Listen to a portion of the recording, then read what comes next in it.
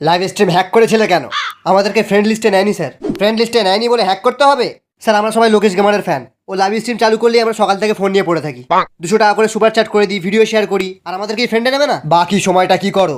আমরা সবাই বাল ছিঁড়ি স্যার। নাম কি? Garena free fire max. তোমার নাম জিজ্ঞেস করছি। গেঁড়া, পুরো নাম বলো। গেঁড়া মদন রায়। বাবা কি করেন? বাবা ইউটিউবার, রাইস্টার।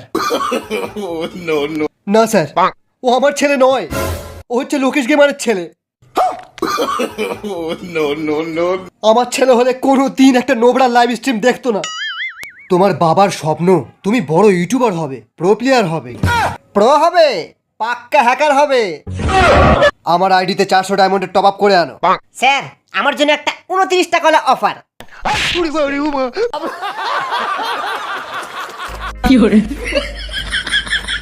এই নোবরা, তাড়াতাড়ি এতে 100 টাকার নোট গলিয়ে দে। এরকম করে কেউ ভিক্ষা চায়? আরে সালা, ভিখারি না রে, ফ্রি ফায়ার টুর্নামেন্টের চাঁদা।